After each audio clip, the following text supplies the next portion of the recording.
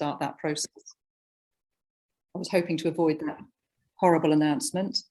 If you can just ensure as well that your Zoom name represents, you know, who you are, so we know who we're talking to or hearing from. And also please keep yourselves muted unless speaking, just to avoid, you know, disruption of background noise.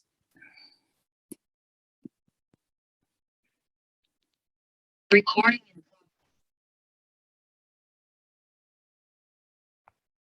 Okay, lovely. So people, I can see people are typing into the chat your name and organisation, so we can, everyone can get a sense of who's here, which is lovely, because we had, I think, something like 90 people that registered, which is fantastic.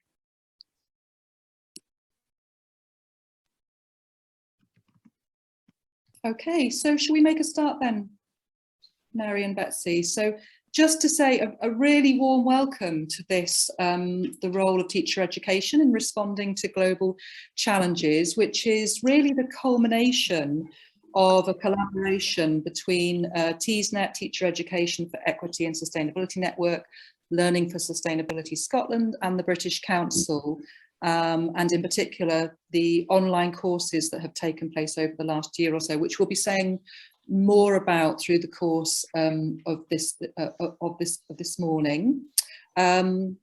So the instructions are there for you. If you've just come in, yeah, please do keep typing who you are into the Zoom chat and where you've come from.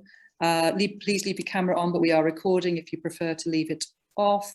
And just make sure that your Zoom name is who you are. So your facilitators for today may already be familiar to you if you did participate in the Learning for Equity and Sustainability courses. So there's myself, Andrea Bullivant from Liverpool World Centre and TESNet, and my co-facilitators, Betsy King and Mary Collicott from Learning for Sustainability Scotland, as I say, who may well be familiar to you in any event. So we're going to say a bit more about the programme shortly as well, but in the meantime, I'm going to hand over to Mary. Thanks, Andrea. Morning, everybody. And yeah, so lovely to see so many of you and so many familiar names and faces, and yeah, to have a chance to get together, really. So what we wanted to start off with really was, I think, where we started when we started to think about developing this programme, and that was to, I don't know, is this have I got a doorbell enabled on my computer? And is that what I can hear? And I don't know how to switch off the doorbell. So I apologise if that's, if the doorbell rings every time anyone comes into the waiting room. I don't know how to switch that off currently. If anyone can let me know how to, I'm happy to do that. And if not, we'll have to put up with a bit of ding dongs while I'm speaking. But yes, we wanted to start off with kind of where we had started, which was think about how we felt about the role of ITE in responding to global challenges. So what we'd like you to do is to go to Mentimeter for us to just kind of gauge where we're at, how we're feeling. So our kind of key question to start us off is, when reflecting on the role of ITE in responding to global challenges, how do you feel?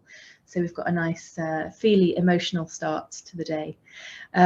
So you can go to, you can either scan that QR code if you've got a mobile phone, you can just scan that and it'll take you right to our page. Or you can go to www.menti.com and you can use the code 51240078.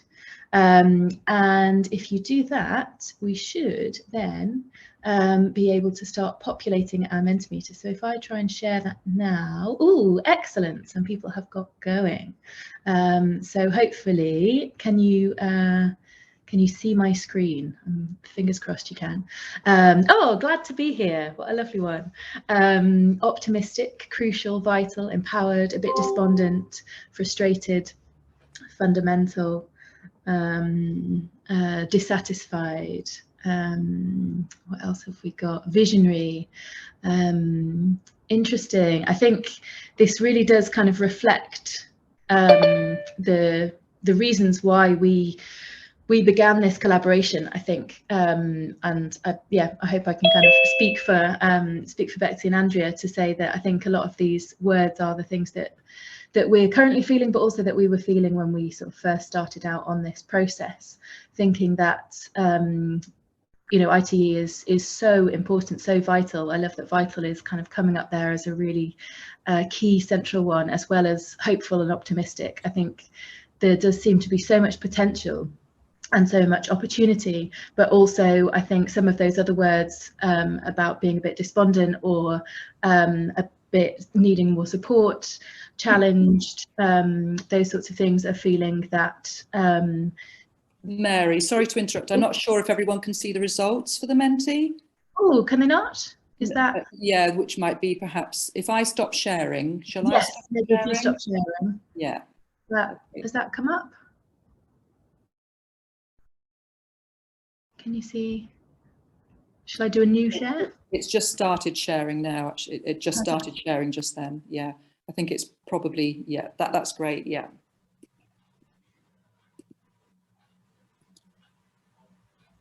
And then it's stopped my microphone sharing because it seems to want to do this. We'll get there in the end, won't we? Yeah, we can still hear you though. There we go. Can you hear me? And you can see the Menti now. Excellent. Wonderful. Yeah. Good stuff. Yeah. And I can hear.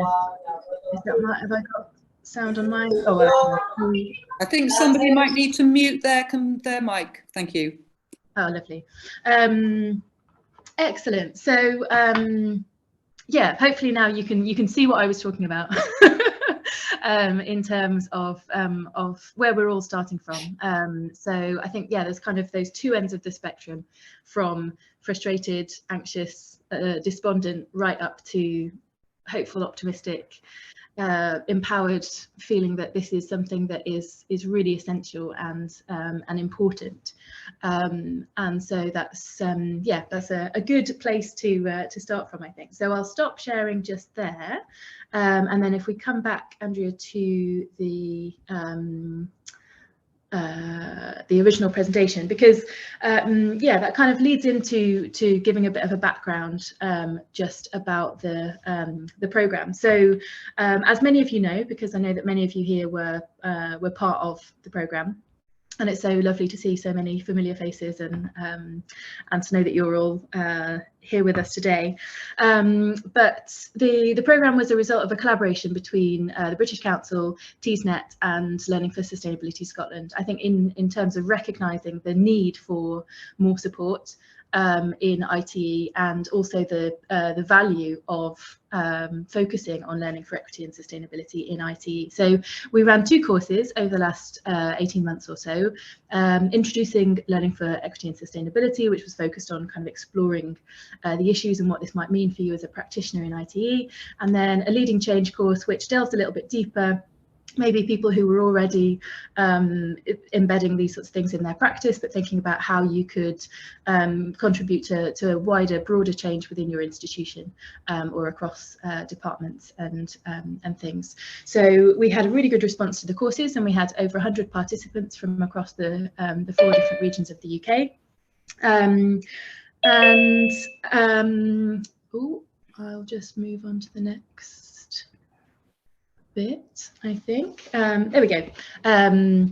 Lovely. And another of the outputs that we created as part of this collaboration was our professional practice framework, which again will be familiar to any of you that came on any of our courses. And this was just really thinking about, you know, what does learning for equity and sustainability look like in ITE, and yeah, where can we start, and what do we need, and what can it look like? And we use this within the courses really as a stimulus for discussion, thinking about, you know, what does this look like, how could it look for you, and we had a really interesting response in terms of thinking about, you know, how useful this could be, or what was already happening, or how you might be taking things forward in your different institutions across the UK.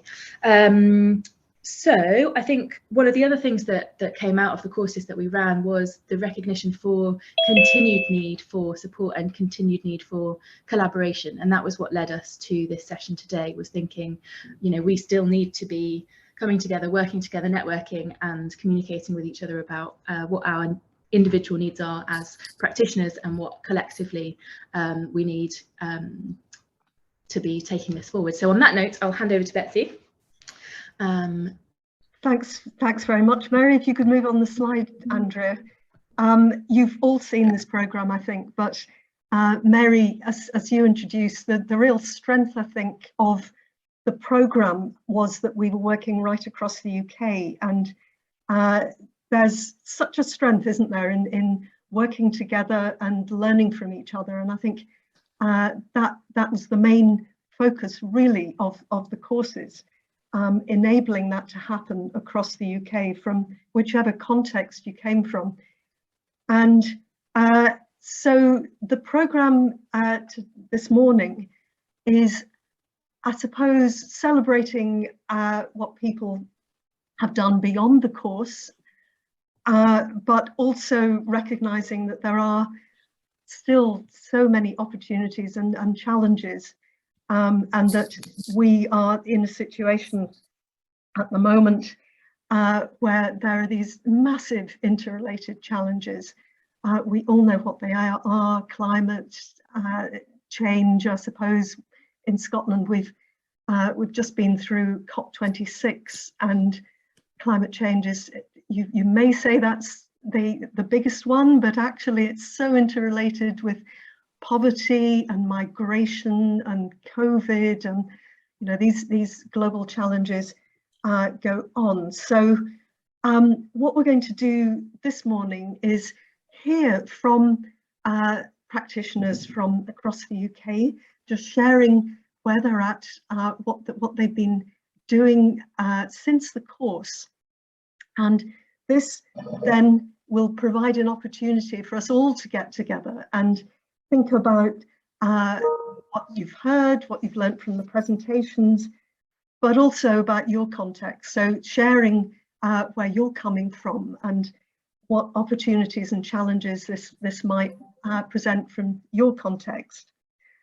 Then we're going to look at one particular stimulus or I suppose positive context that we all share, which is the new QAA Advanced HE Guidance on Education for Sustainable Development, which came out in March this year.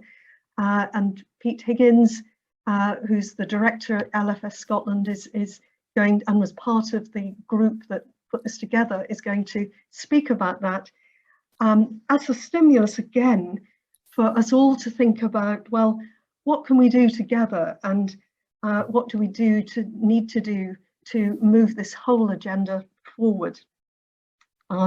So we are definitely finishing at 11:30, but we are really looking forward to hearing from you all and to all the sharing that we hope is going to come out of this morning. Okay, and having said that, I see Viv, you have unmuted yourself, which is fantastic. I'll pass over to Andrea, who will introduce you. Okay, thank you, Betsy. And I think, you know, you've really helpfully set out there how we came to this point and what we thought might be helpful for everyone, but as a way of celebrating the fantastic work that we became aware of through the online courses, but also perhaps in sharing ideas about how we can all move forward together. So with great, you know, I have great pleasure in introducing Viv West from the University of South Wales. Viv, are you feeling okay about sharing your screen to share your slides? Am I not able to have control of yours? No. Right. So is that okay? Are you okay to go to the, so if you go to share screen, which should be at the bottom of your screen, and just click on that, that should, if your slides are up, yeah,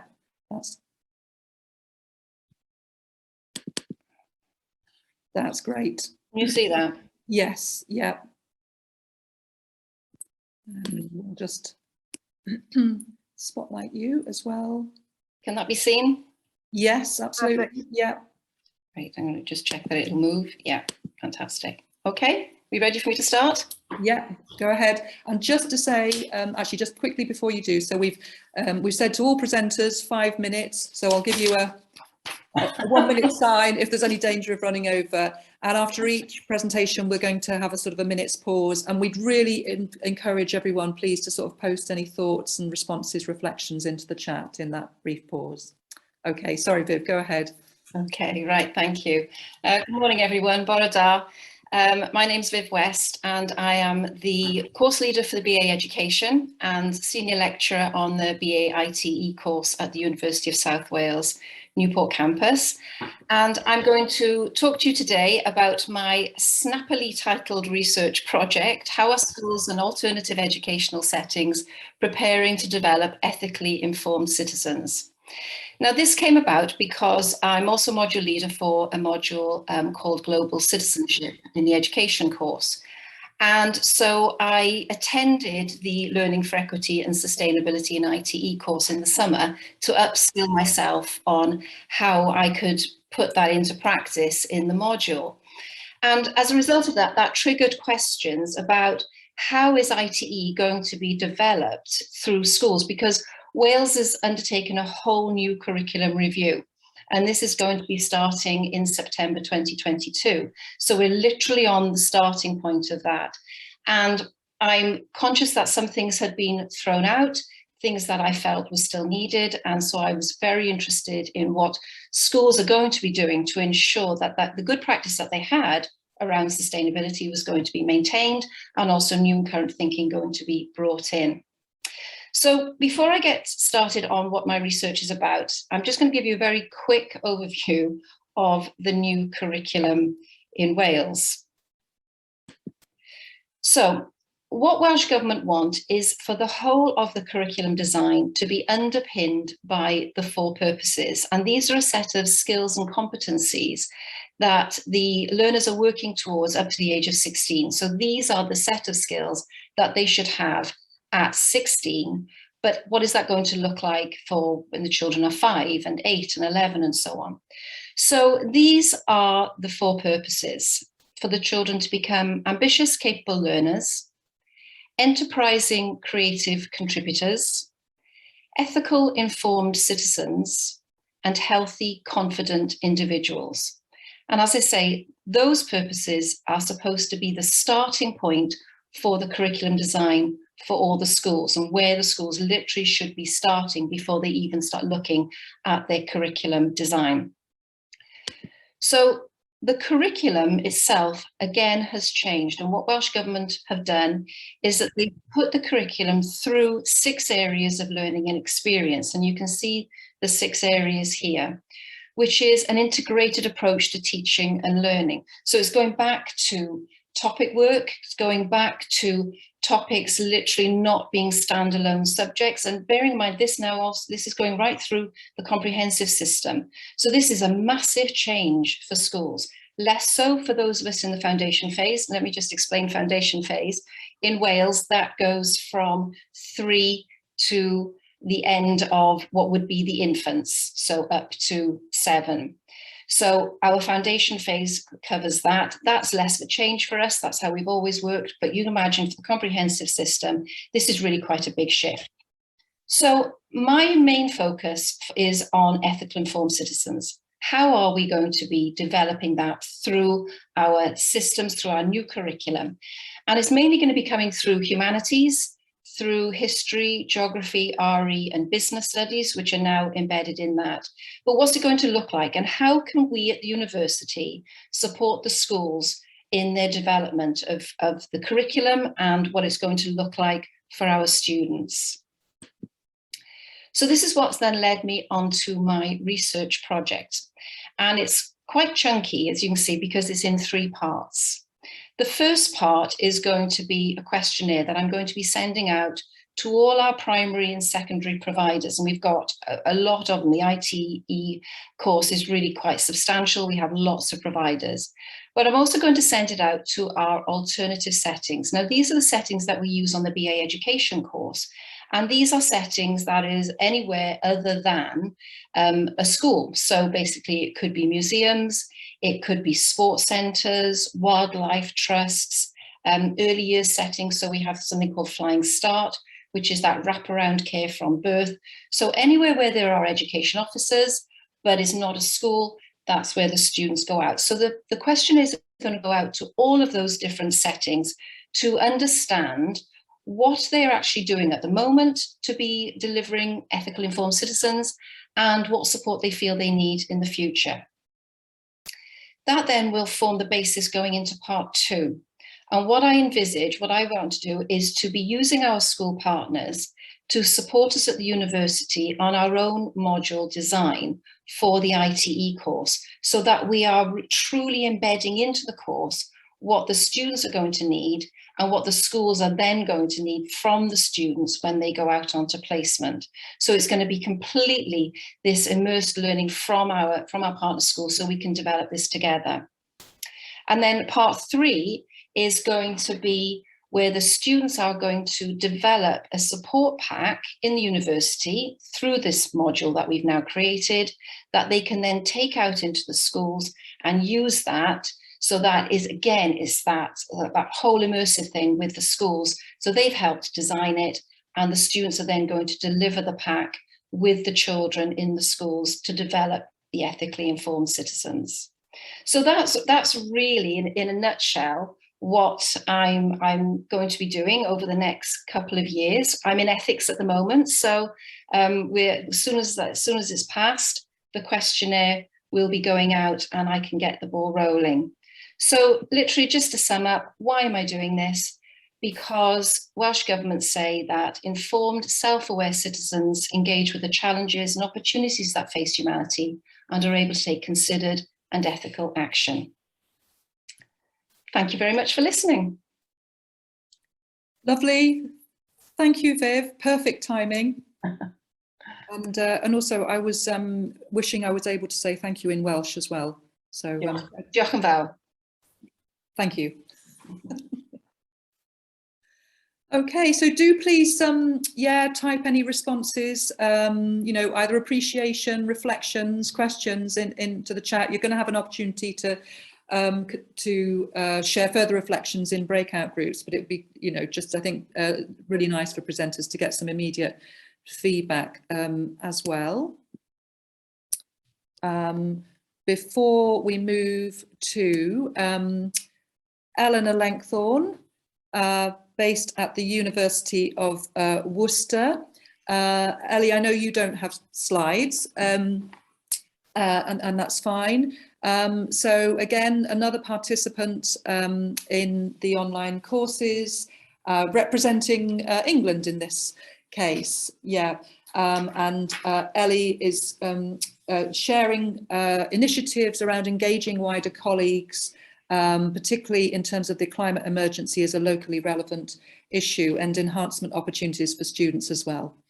Okay, over to you, Ellie. Brilliant, thank you. So I'm going slide free, old style, naked teaching if you like, but absolutely fully clothed. I'm here at work. So just to say, first of all, thank you so much for having me, Andrea. It is a privilege to be here with a group of planet heroes, equity and sustainability superstars who are all on that journey to try and do what we can in our own setting. So thank you for having me.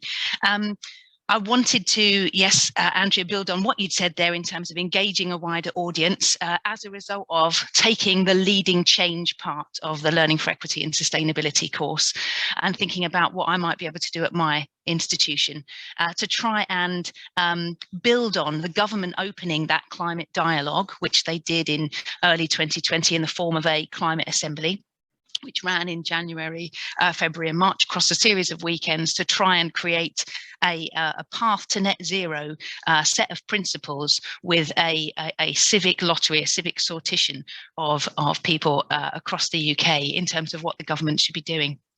And on the back of that, and on the back of the results from the Teach the Future survey, which surveyed over 7,600 teachers who, when questioned about their confidence to teach climate crisis and their training to teach climate crisis, 70% of which said, I don't feel confident and this hasn't been part of my training. And on the back of that, along with the sustainability team here at the University of Worcester, we decided to embark on a green impact project, which are projects supported by students organising sustainably, SOS UK. And I had my very own super Gipper, a green impact project assistant, Megan Asprey, a year one geography undergraduate, to assist me with this project, to try and create that climate conversation, to open that dialogue here in Worcester with our partnership schools, with the teachers and governors and senior leaders and local councillors about climate emergency.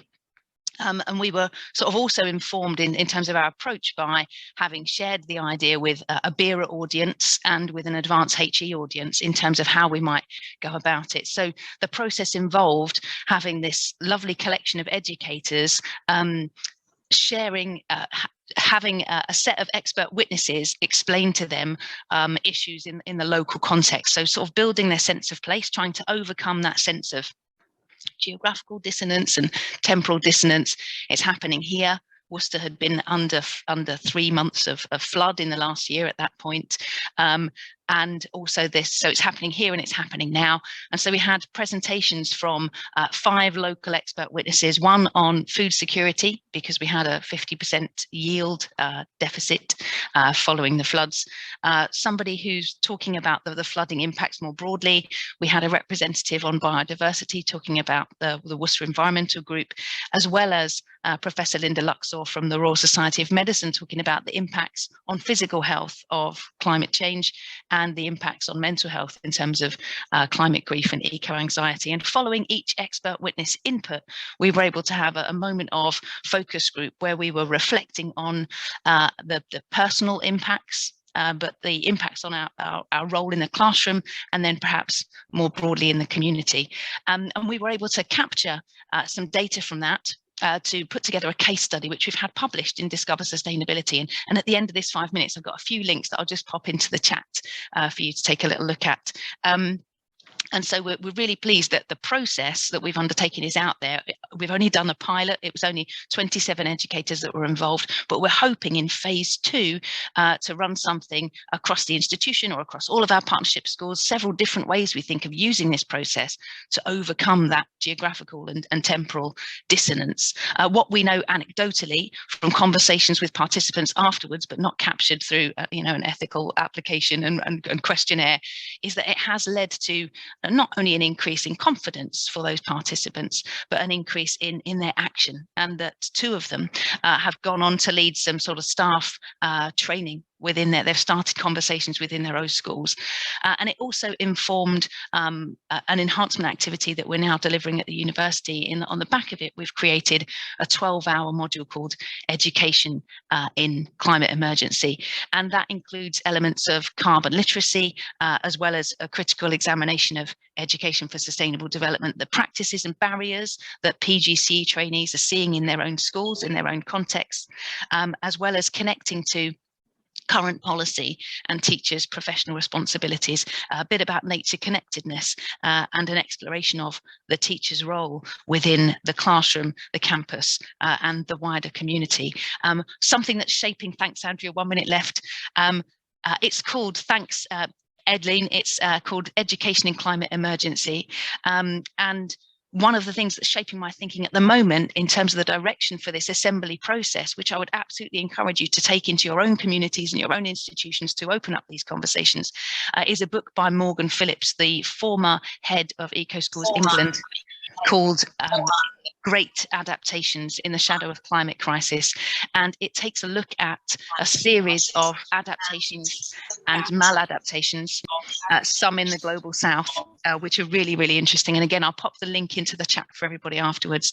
But I'm really encouraged by the recent announcement of the Sustainability and Climate Change draft paper, draft policy, and two things really stand out for me. And again, I'll put the link to this in the chat, but on page 13, it talks about the government's responsibility to continue to work with higher education sector to identify opportunities to work together to further enhance best practice in teacher training and the teaching of sustainability within university courses. So hopefully, page 13, we're going to get a bit more support, a bit more encouragement, a bit more funding, maybe, I don't know, who knows. So I'm going to add my links into the chat now, and I think that probably takes me up to about my 5 minutes. But if you have any questions, my email's at the end. I'm more than happy to discuss the climate assembly process that we did, that I think is really adaptable and could work in any setting, from doing it with pupils in schools to doing it with your colleagues in your ITE institution. Thank you again. Lovely. Thank you, Ellie. And again, please do post. So Ellie's, the links have gone in there. Please post your responses, again, questions, thoughts, and presenters, if you can keep an eye on the chat. I know there were perhaps a couple of questions, a few questions that have come up. So if you can scroll back through and see if there is anything that you can respond to, that would be great. So I'm now going to hand over to Karen Kerr, who's going to talk to us from the context of Northern Ireland. Karen, are you okay to share your screen and your slides? Yeah, no problem. Morning, everybody. Okay. There we go. Is that okay? Yeah, Andrea? Yeah, perfect. Okay. Okay, morning, everybody, and a big hello from Belfast in Northern Ireland.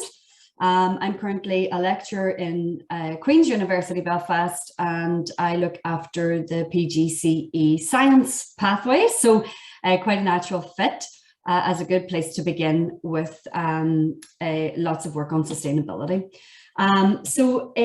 Basically, I'm just going to very briefly want to upfront the young people's voice in all of this, because ultimately the work that we are doing is to have an impact for them.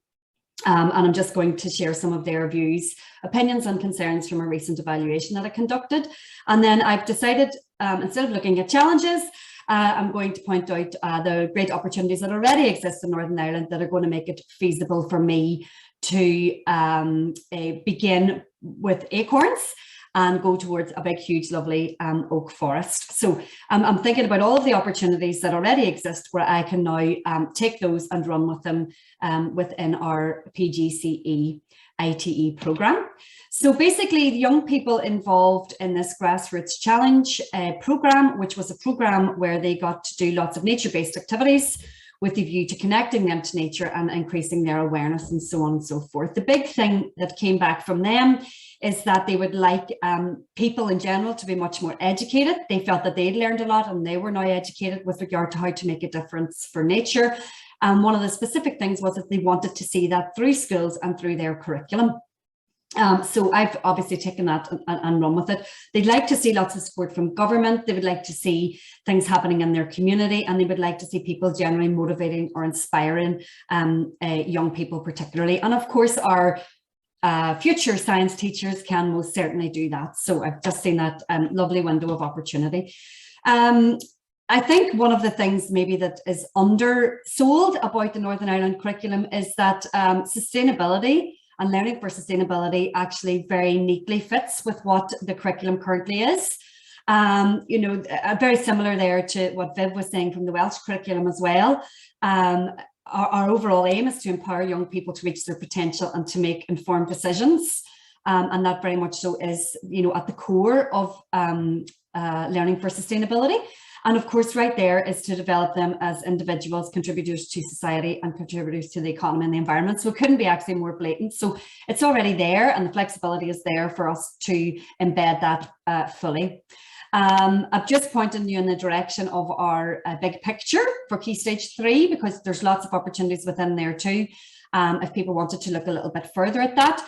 But I suppose for me, it's looking at the key elements. And when we look at our key elements across those three key aims, there is individual, contributed to society and for the economy and environment.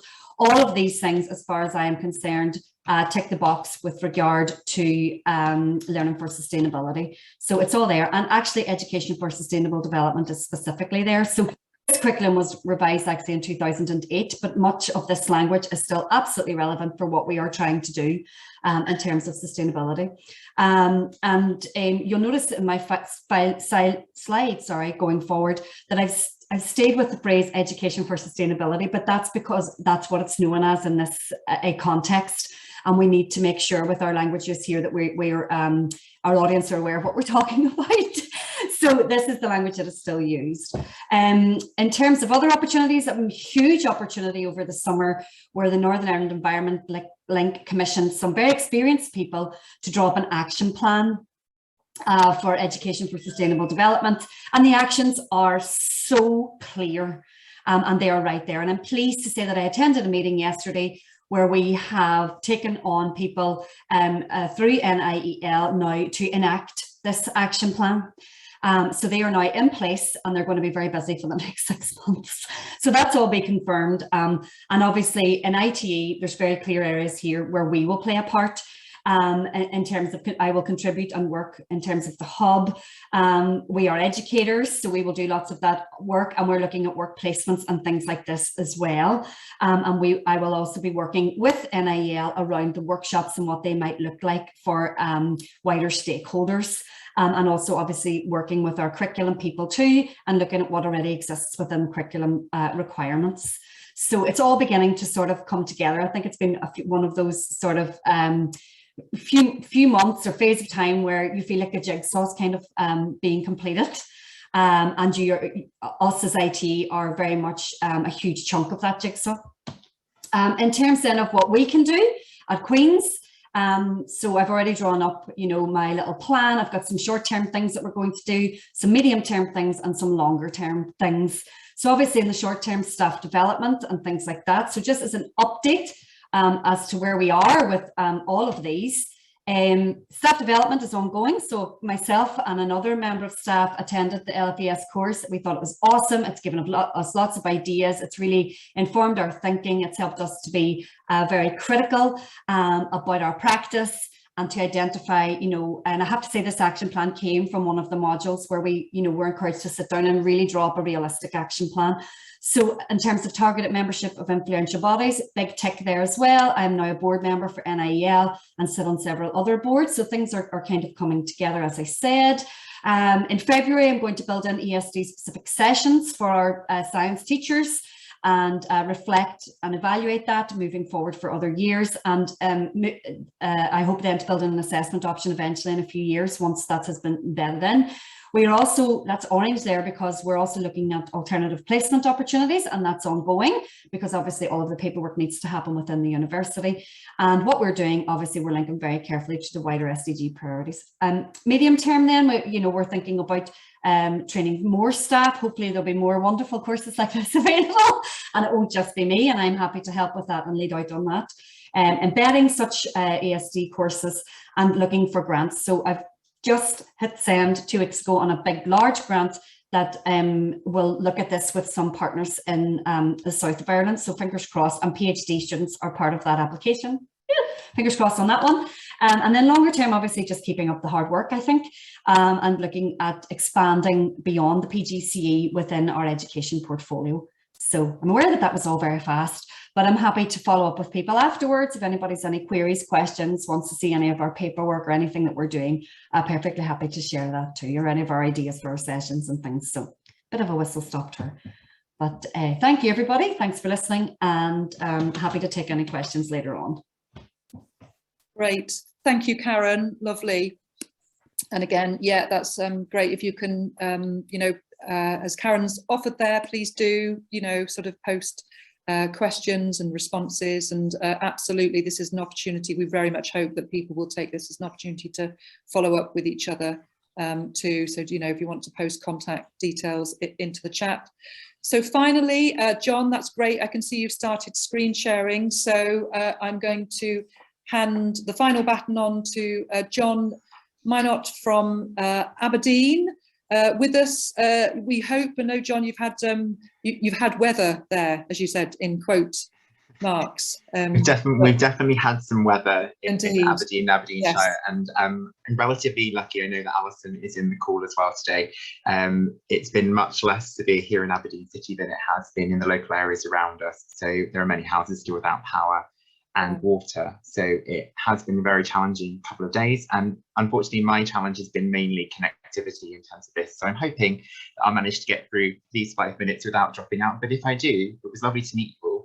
And hopefully you'll be able to catch up with my slides later. So I'm going to be talking about a much smaller project than the colleagues have been talking about this morning.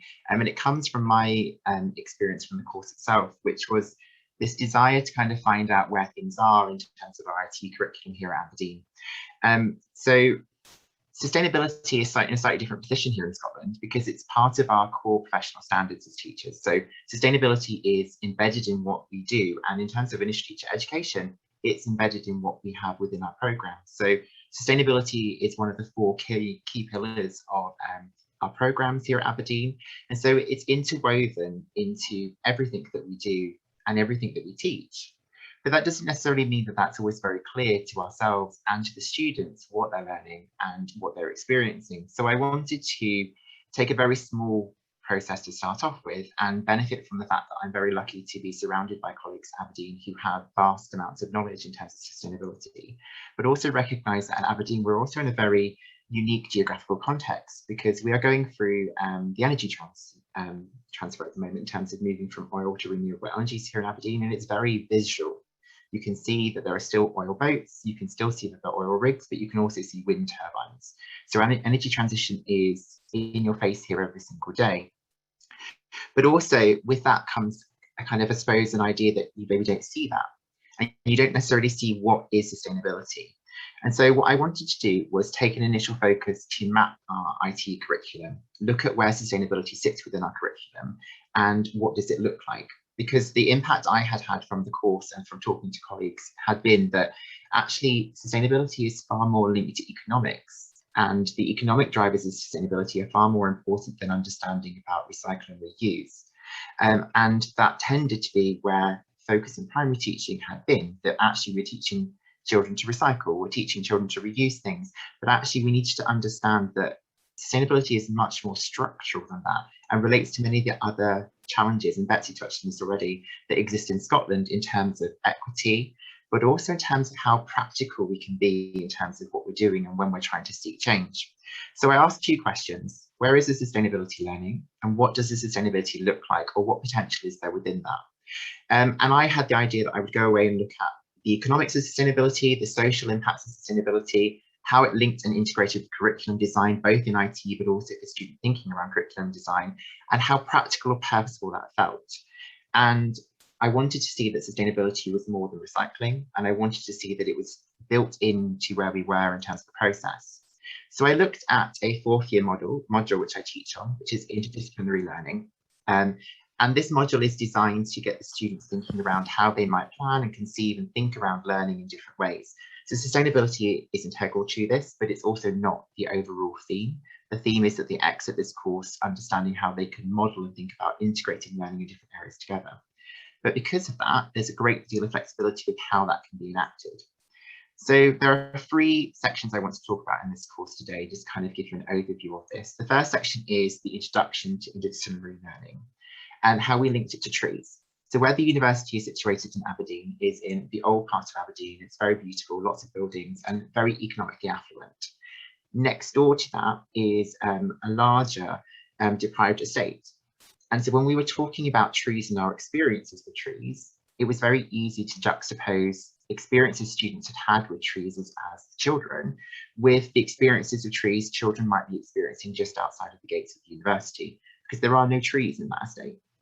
And so actually, when we start talking about sustainability, we start already recognizing that there are barriers to them which are economic, but actually the experience you might have playing with trees in a leafy suburb is very different from the experience you might have from not experiencing trees at all.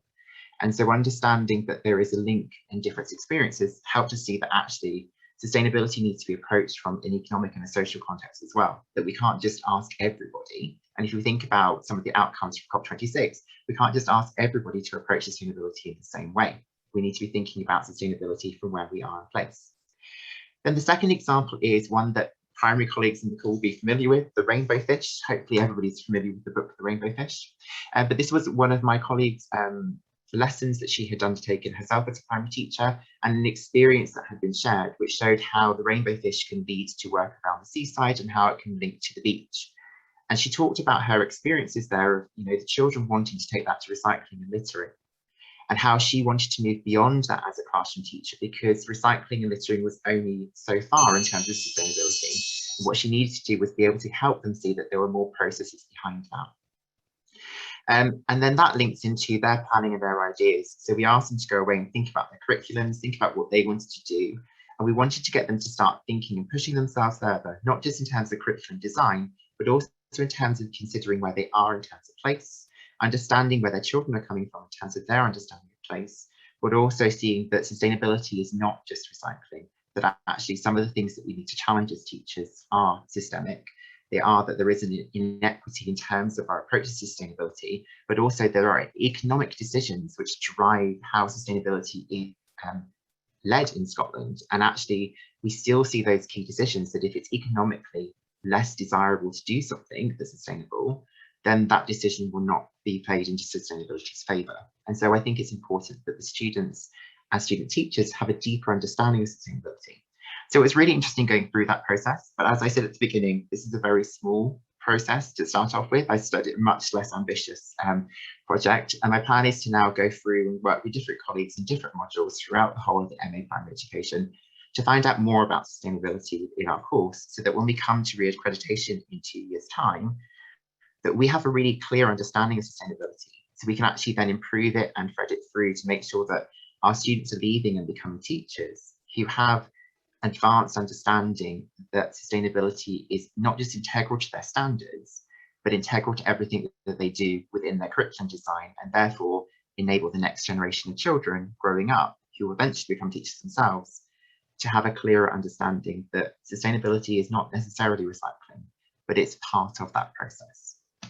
So I'm going to stop sharing now. I don't think I can actually do that. Thank you, John. And really, yeah, very pleased that you were able to stay connected as well. So you've had the four presentations from 4 contexts and the 4 UK regions. I've just posted the Jamboard link that was shared with you by email. I'm hoping that everybody has already accessed that, but it's there in the chat if you want to try and open that now. And that will take you to a Jamboard where you will see 2 questions. But if you can just hang fire, because you're about to go into breakouts, and I'll just show you here. I won't go to full screen just to make it easier and quicker. So just make a note of, if you can, of the breakout group you're allocated to. Some of you will have experienced this already. Group 1, please go to page 1, group 2 to page 2, group 3 to page 3, etc. It usually kind of works out.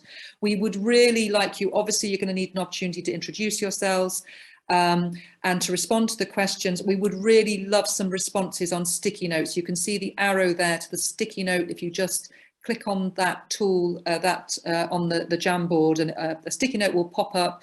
I'm hoping that there will be somebody at least in every group that's used a Jamboard, and that might be able to help others.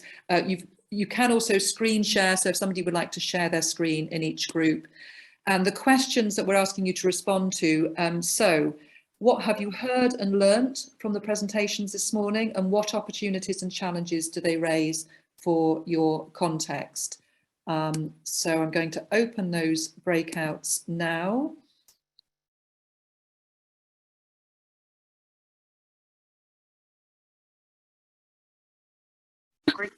That's great. We've got everybody starting to come back.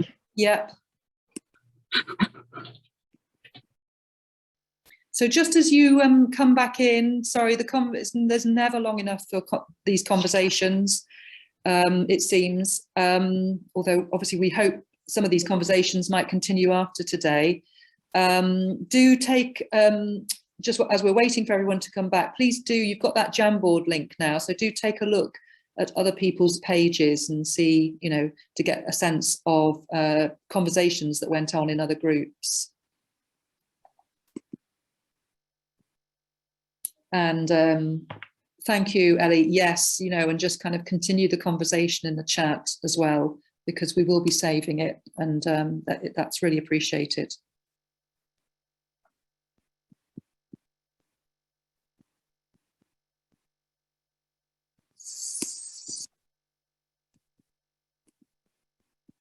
So, is that us all back in again, do you think? I think so, because all of the rooms have closed.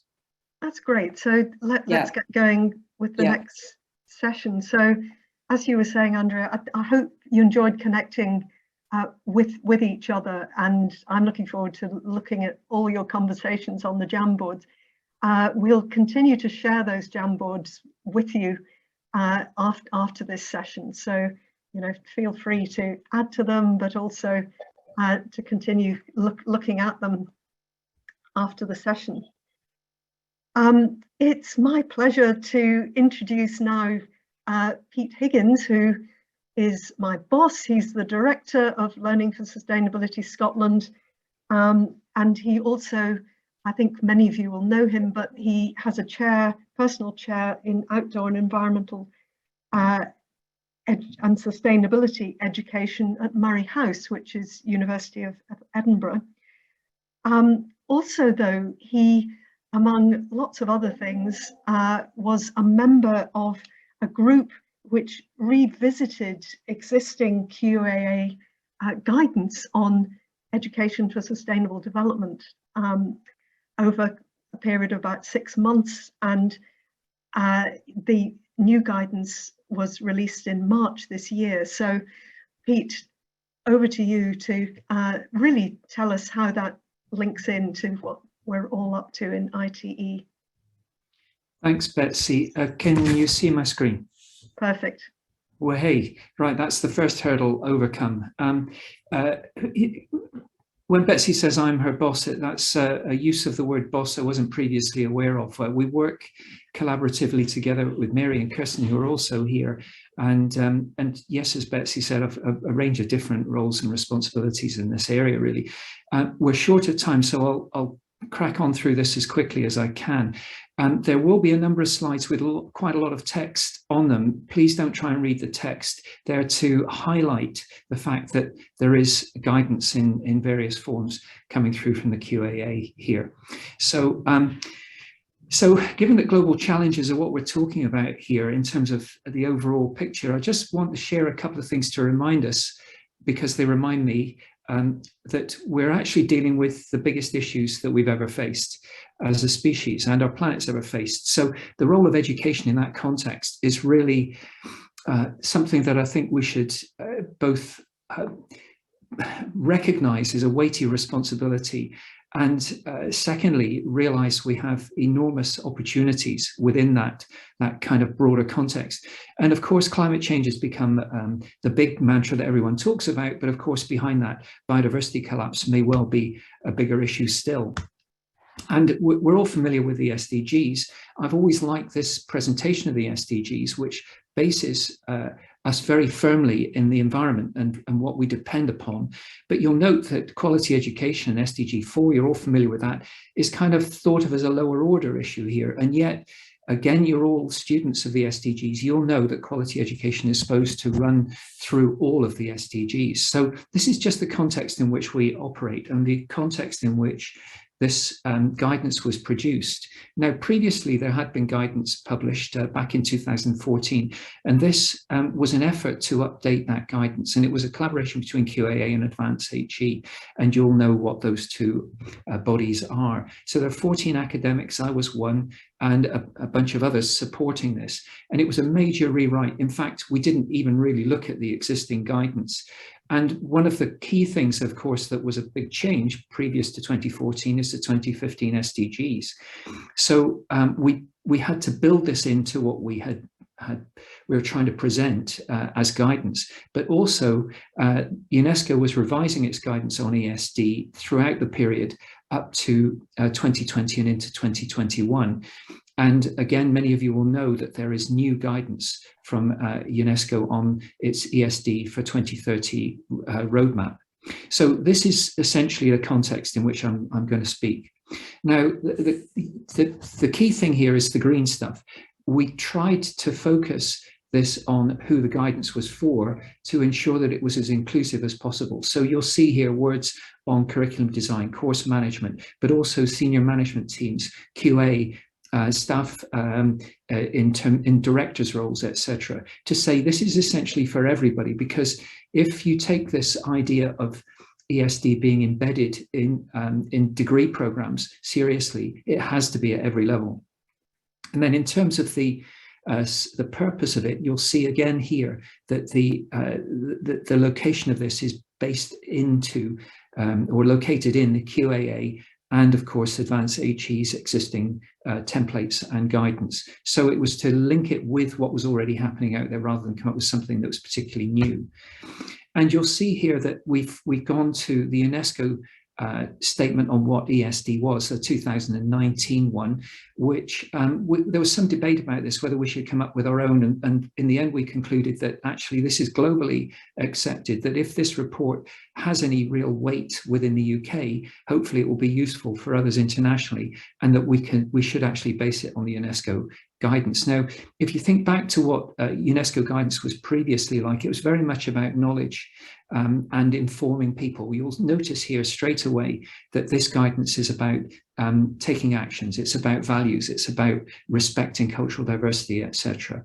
And then this notion of holistic and transformational education. And then some statements, on very simple statements on what ESD is about, according to UNESCO. And these were what we based much of our work around. And then beyond that, how it's best achieved, just where within the HE system are you most likely to have most effect if you can embed ESD. So it's about the objectives, but it's also framing it. And then the centrality of staff and student induction, something that we've spent a lot of time working on in Edinburgh. So you can read more about this. I'll make sure you get the presentation. And locating it within a university context to say this is for every program really was one of the key things we tried to do. So you'll see that there isn't anything particular about the programs here, but this is the big structures or the big context in which universities operate. And you'll see here that we're trying to argue that ESD links to all of these. Now, there's a lot of text here, but please look at the banner down the right-hand side, ways of practicing, ways of thinking, and the next one you'll see is ways of being. So these are the UNESCO frameworks for graduate competencies. Students should have these competencies, and they're based in these three areas: ways of being, ways of thinking, and ways of becoming. And you'll see here, high in this list, are issues to do with systems thinking, and then critical thinking, and then strategic thinking, etc.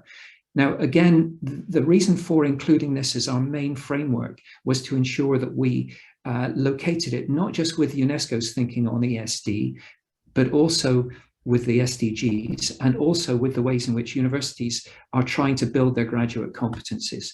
So you'll see here, this is the ways of being bit. I actually think they should be the other way around. The ways of being should come first, but hey-ho, they're all there. So you'll get the notion that we were trying to ensure that these had a resonance across a whole range of responsibilities that universities have with graduate competencies. Now, none of this, again, takes place in a vacuum, and things move on. So you'll be familiar with the fact that COP26 has just taken place in Glasgow. Some of you may have been there. I was there, and but of course, what I wasn't involved in was the discussion on climate education that took place, because Scotland, as a devolved nation, doesn't get to be in those kind of fora, nor was our education minister in Scotland. But the UK's education minister, the Westminster-based one, was there and signed up, along with about 60 other ministers, to a commitment on climate education. And all right, it's COP26, it's about climate. And I was a bit disappointed that it wasn't more focused on a broader notion of sustainability that embraces all facets, but nonetheless, it was in there. And it was the first recognition in the COP agenda of the importance of education. So more attention ever, but actually still, you know, my but at the end is, well, so what's going to change as a result of this? Well, one thing that has changed is that the DFE, and for some of you this will be quite important, has actually published its draft strategy on sustainability and climate change. And I just want to highlight this as I move on from my initial remit, which was to talk about the QAA guidance, to this particular document and what it might mean. And you'll see here that there are statements on, I beg your pardon, here we are, I meant to put this one up first, that there are statements on what will happen in teacher education by 2022. So we're only talking about next year. Well, how's this going to happen? Well, this is a big deal if this comes to pass. Now, this is draft guidance at the moment. You don't need me to read through all this, but I've just highlighted some of these key areas. And you'll see here that this goes on to 2023, 2025, and 2030. So this is a framework for change over the next 10 years. And, you know, of course, this is government rhetoric. England will have the best trained, best supported teachers in the world, etc. New built net zero schools. Well, let's hope we are. But let's hope the rest of the world is pushing the rest of the UK to be as good as we can be. Excuse me, these are the wrong way around, these slides. So I'm going to skip on to this now. So the document is really quite interesting for its mentions of climate, actually increasing mentions of biodiversity and nature, recognizing the importance of nature-based climate solutions and so on. It's a broader document than you might have thought from the COP26 statement. Now, I said that this doesn't exist in a vacuum, this QAA guidance. It doesn't exist in a vacuum internationally as well. And in May this year, the UNESCO launched its ESD roadmap to 2030, a kind of a revision of where we were already with the SDGs. And there was a conference in Berlin at which this was launched, and a Berlin Declaration was put forward stating all of the things that we needed to do in education. Now that, again, is a moving world that we need to make sure our work is located in. And fundamentally, it gives us more and more arguments for doing what we feel we need to do, which is to embed ESD in initial teacher education and continuous professional practice. And I would just like to finish with this. My colleagues here, you can see some names you probably know, Steve Martin, James Dillon, Bill Scott, Carl Peters, and myself were commissioned to do some work for UNESCO a while back, the UK Commission for UNESCO on ESD in the UK. And you'll see that that's a 2017 present publication, I think. But the point was that we called our publication on this Divergent Evolution. What we have is, at the moment, different practices in different parts of the UK, because education is a devolved issue beyond England to Wales, Scotland, and Northern Ireland. We've just heard about the differences. So the question for me, really around going back to the QAA guidance, which is actually so general, is how do we make sure that we ensure that these graduate competencies that we're trying to bring in for all of our graduates, and specifically for our initial teacher education graduates, how do we learn from each other? How do we grow with each other? And how do we take the best of all of the four devolved jurisdictions and bring this together in what really would be a globally leading approach to ESD, or as we call it in Scotland, learning for sustainability. That's me done. I hope I didn't take too long. Thank you.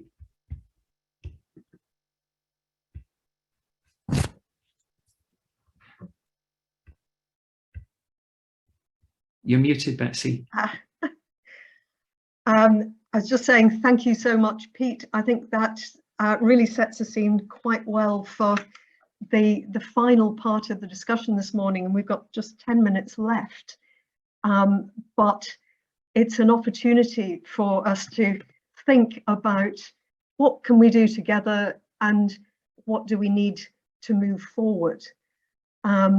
So I think having had all those really fantastic examples of what's going on in practice in ITE at various different scales in the system, and then Pete, your call, I suppose, to respond to these global challenges, and also the just reflection that we've got divergent evolution, but we can learn from each other, and we really can take this all forward in a global context. So if you could post any reflections that you have following everything that you've heard today, what do you think we can do together? Is there anything that we need to move forward in your context, in your specific context, or together?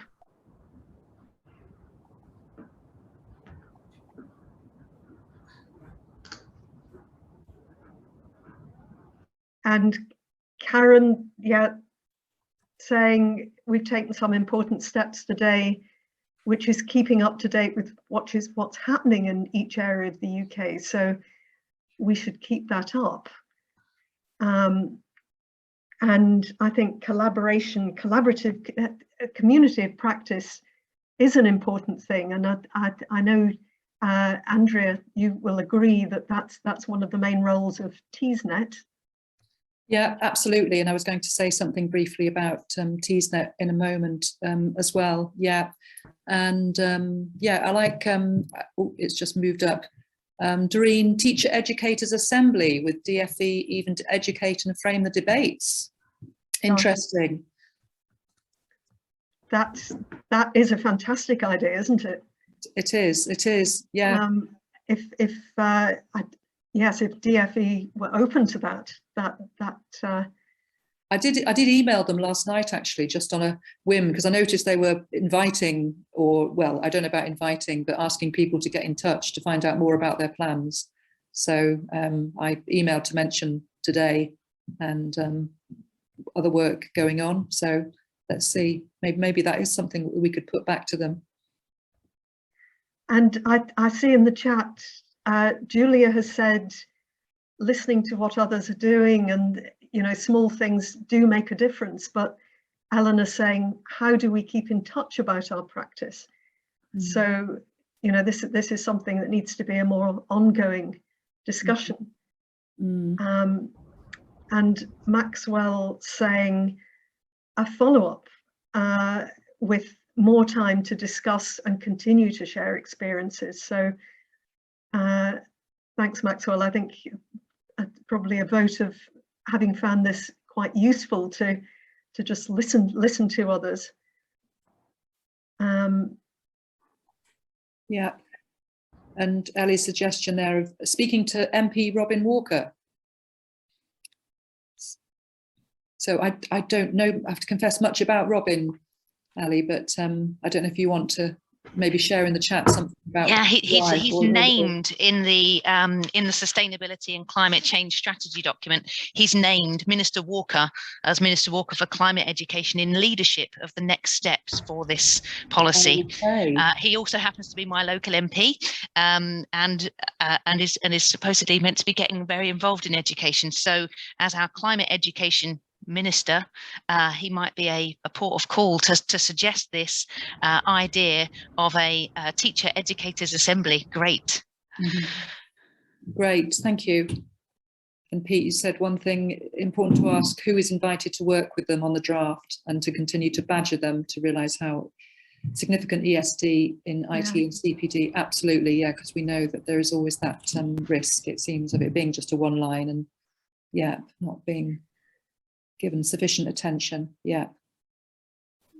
But then sharing across the UK, so realizing that we're speaking about England here, and that Scotland, Wales and Northern Ireland do seem to have very warm contexts, and yet it's so useful to share experience of implementation.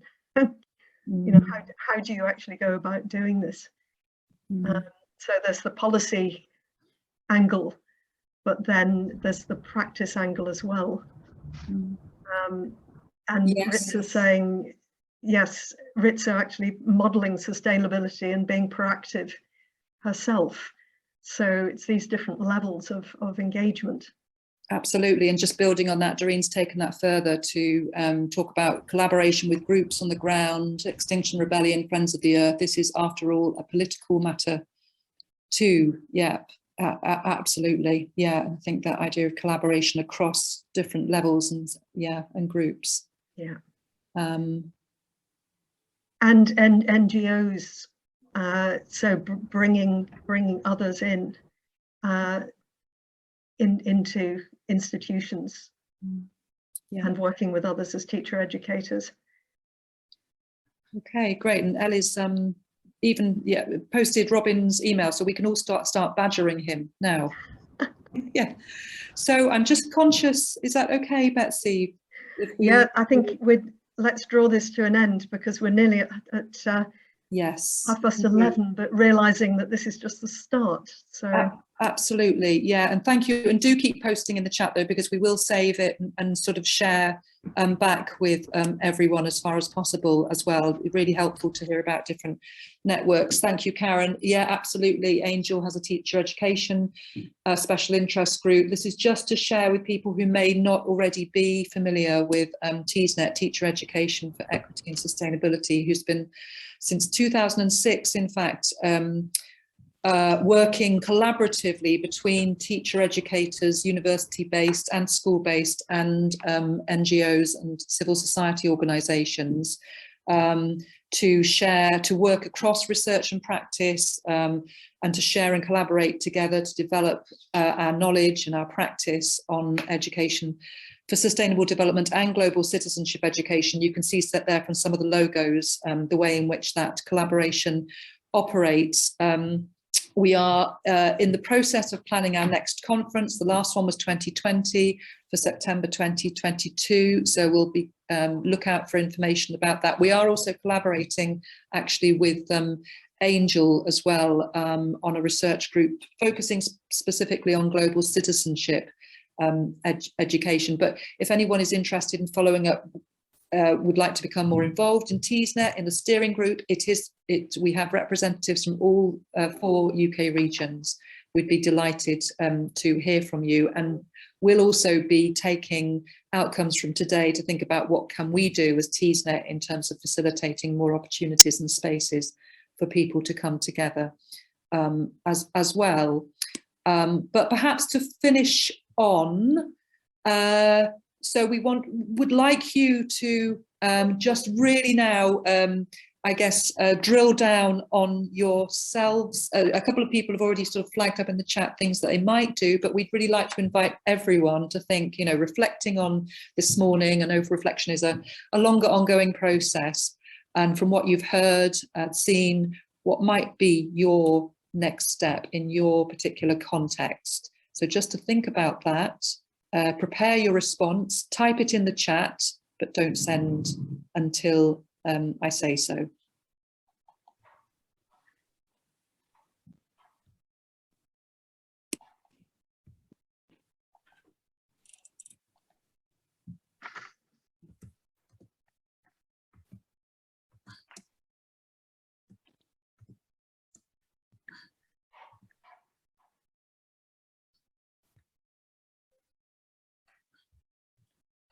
Okay, so I'm going to take a chance that people have had an opportunity to just, you know, just sharing one idea. So I'll count down, beginning with 3, 2, 1, and post.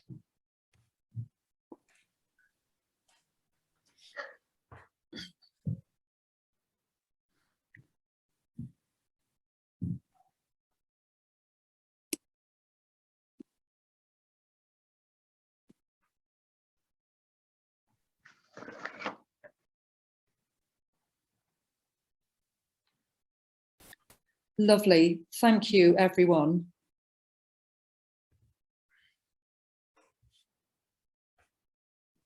Lots of thinking about how to embed, connecting, raising awareness. Brilliant.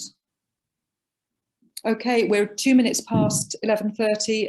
Any final, anything else that we want to add, Betsy, Mary?